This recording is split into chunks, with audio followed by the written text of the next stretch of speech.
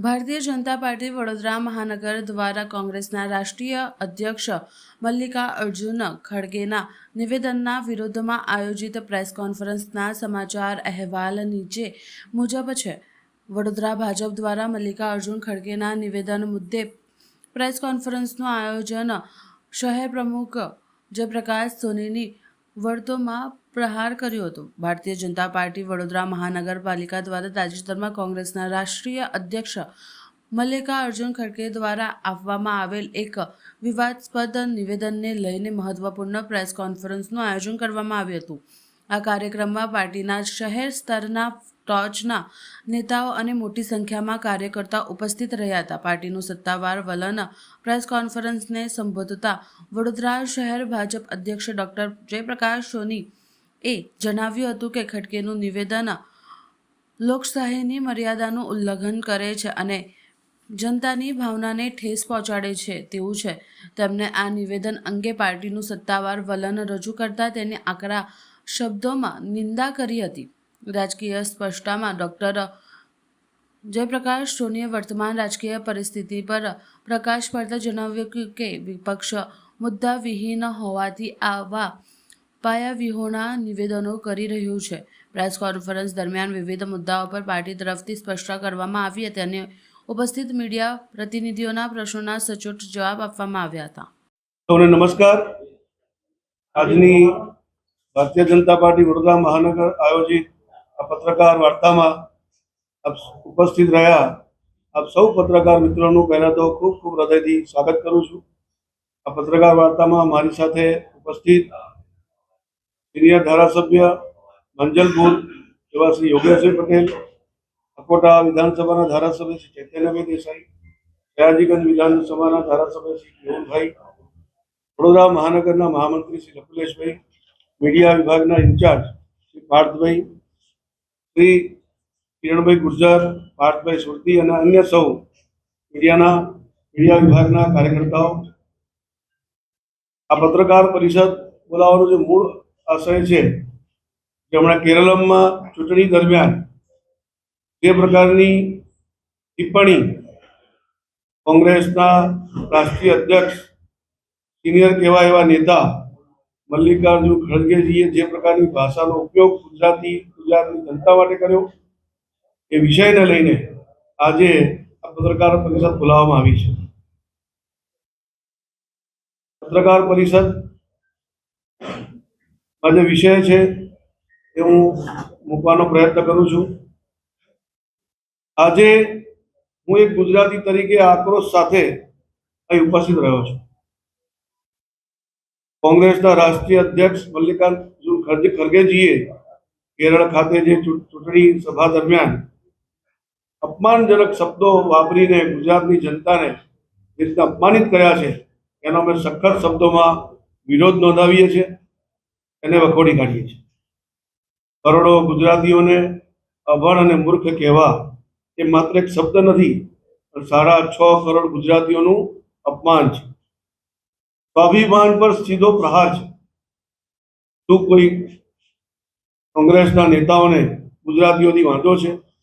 પરંતુ આ પહેલા પણ આ જ પ્રકારના અપમાનજનક શબ્દો, અપમાનજનક વાક્યો ગુજરાત માટે બોલી ચૂક્યા છે। શું ગુજરાતીઓની મહેનત, બુદ્ધિ ક્ષમતા, કાર્યક્ષમતા અને દેશ પ્રેમ કોંગ્રેસને દેખાતો નથી? આ એ જ ગુજરાતની ધરતી છે જ્યાં મહાત્મા ગાંધી હોય, સરદાર વલ્લભભાઈ પટેલ હોય, મોરારજીભાઈ દેસાઈ હોય, એવા અનેક નેતાઓ જેમને આઝાદીના સમયમાં ખૂબ મોટો સંઘર્ષ કર્યો છે। મહાત્મા ગાંધી તો એવડું મોટું નામ છે, વિશ્વમાં પણ પ્રસિદ્ધ છે, તો આવા લોકોનું શું અપમાન કરવાનું આ લોકોએ ઠાન્યું છે? આજે ગુજરાતની ધરતીના બે સપૂતો પ્રધાનમંત્રી માન્ય નરેન્દ્રભાઈ હોય કે આદરણીય ગૃહ અને સહકારિતા મંત્રી અમિતભાઈ શાહ જે રીતે દેશ માટે સમર્પિત થઈને કામ કરી રહ્યા છે, આજે આવી વૈશ્વિક અસ્થિરતાના સમયમાં પણ ભારત ખૂબ મજબૂત સ્થિતિથી આગળ વધી રહ્યું છે। શું એ કોંગ્રેસને સહન નથી થતું? ગુજરાતની ધરતીમાંથી ઉદ્ભવેલા નેતૃત્વએ આજે દેશને વૈશ્વિક સ્તરે ગૌરવ અપાવ્યું છે। આજે જ્યાં પણ ગુજરાતી તરીકે આપણે જઈએ છીએ આપણને પણ ગૌરવ થાય કે આપણા ગુજરાતમાંથી જન્મેલા સપૂત એવા માન્ય નરેન્દ્રભાઈએ જે પ્રકારે વૈશ્વિક ઓળખ ભારતને અપાવી છે, આજે દરેક ભારતીયને એના ઉપર ગૌરવ થાય છે. પરંતુ આ પહેલી વાર નથી થયું કે કોંગ્રેસે ગુજરાતનું અપમાન કર્યું હોય. વર્ષો સુધી કોંગ્રેસે ગુજરાતીઓ પ્રત્યે ઘૃણા અને ઈર્ષાભાવ રાખ્યો છે. ગુજરાતને અવગણ્યું છે, વિકાસના કામો રોકવાનો પ્રયાસ કર્યો છે અને આજે પણ તેઓ ગુજરાતના સ્વાભિમાનને ઠેસ પહોંચાડવાનો પ્રયત્ન કરી રહ્યા છે. લોખંડી પુરુષ સરદાર વલ્લભભાઈ પટેલ હોય, મોરારજીભાઈ દેસાઈ હોય, એવા અનેક દિગ્ગજ કોંગ્રેસી નેતાઓ જે ગુજરાતથી હતા, એમની હંમેશા કોંગ્રેસે ઉપેક્ષા કરી છે.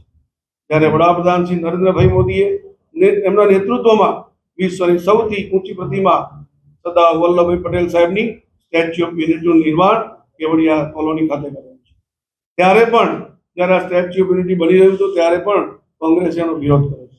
આ જ પ્રમાણે નર્મદા યોજના આપણને સૌને ધ્યાનમાં છે કે નર્મદા યોજનાના કારણે પૂરી ગુજરાતની જનતાને, આજુબાજુના રાજ્યોને પણ પીવાના પાણીની અને પાણીની સુવિધા ઊભી થવાની છે, ખેતીલાયક પાણીની સુવિધા ઊભી થવાની છે. એમાં પણ અવરોધો કર્યા અને આપણને જણાવીને આનંદ છે કે માનનીય પ્રધાનમંત્રી નરેન્દ્રભાઈએ જે પ્રધાનમંત્રી તરીકે અને શપથ લીધાના થોડાક જ દિવસોમાં પહેલું કોઈ કામ કર્યું હોય તો નર્મદા યોજનાને ક્લિયર કરવાનું કર્યું.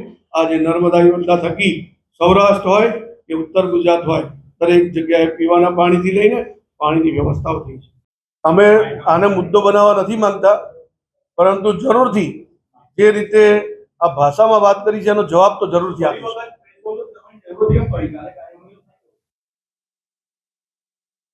આ પ્રેસ કોન્ફરન્સ પણ જે રીતે પૂરા ગુજરાતની અંદર બધા જિલ્લાઓમાં દરેક જગ્યા પર સ્થાન પર કરવાની એવી સૂચના હતી, એ પ્રમાણે નિર્ણયથી પ્રેસ કોન્ફરન્સ કરીને જે પણ કારણ કે મીડિયા કાલે બોલાવ્યું, કેટલા આવ્યા નહીં આવ્યા, પણ આજે નિમંત્રણ આપીને બધાને જાણકારી મળે એ પ્રકારની આ આયોજન કરેલું છે.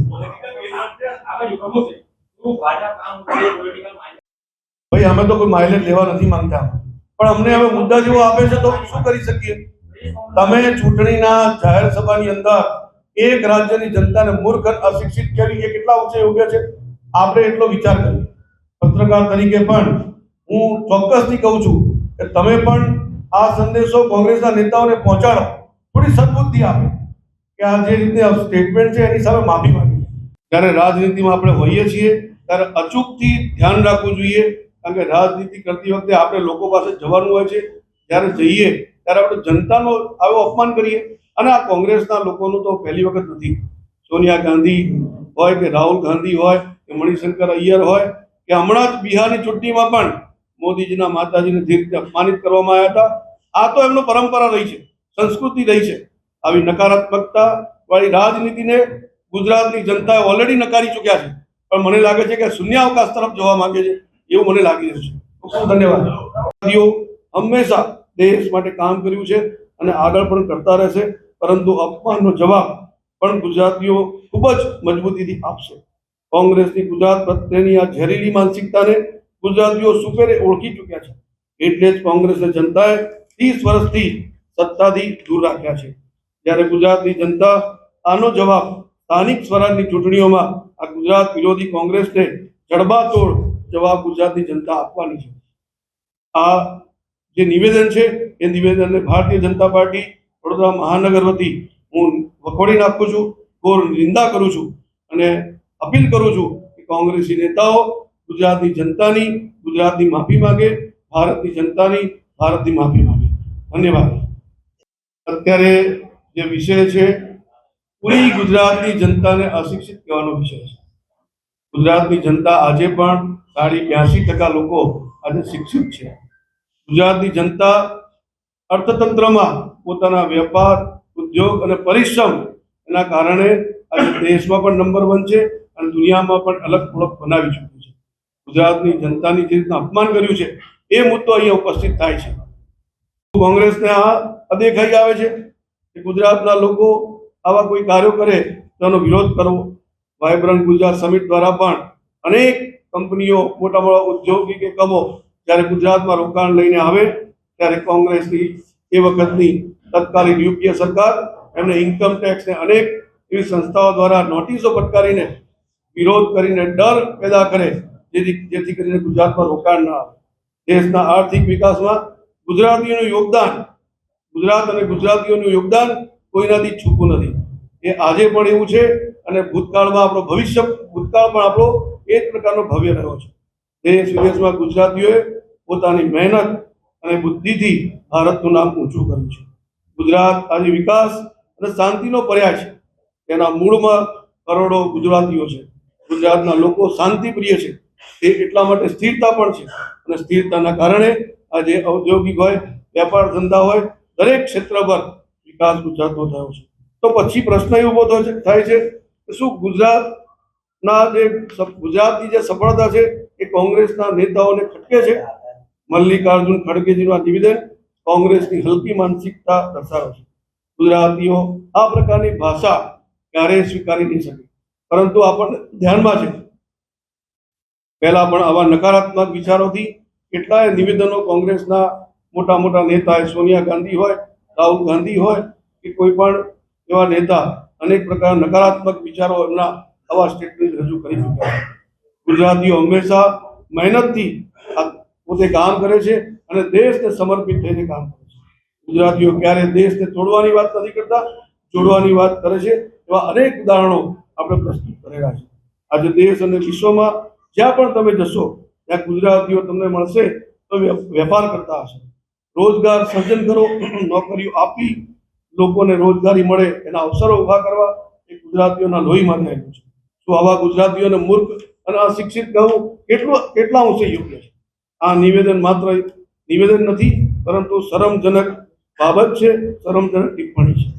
હું કોંગ્રેસના નેતૃત્વને સીધો સવાલ પૂછું, શું તેઓ આ નિવેદનથી સહમત છે? શું તેઓ ગુજરાતીઓના અપમાનનું સમર્થન કરે છે? જો નહીં તો તેઓ જાહેરમાં માફી માંગવા માટે પણ અમે અપીલ કરીએ છીએ. કોંગ્રેસ પાસે મુદ્દાઓ નથી, તેથી તેઓ લોકોનું અપમાન કરીને રાજકારણ કરવાની કોશિશ કરે છે. ગુજરાતીઓ આવા અપમાનનો મક્કમ જવાબ આપવાનું જાણે છે. ખડગેજીનું નિવેદન માત્ર ગુજરાત નહીં પરંતુ સમગ્ર દેશના ગૌરવને ઠેસ પહોંચાડનારું છે. આજનો સમય વિકાસ, ગૌરવ અને રાષ્ટ્રીય એકતાની સાથે આગળ વધવાનો છે.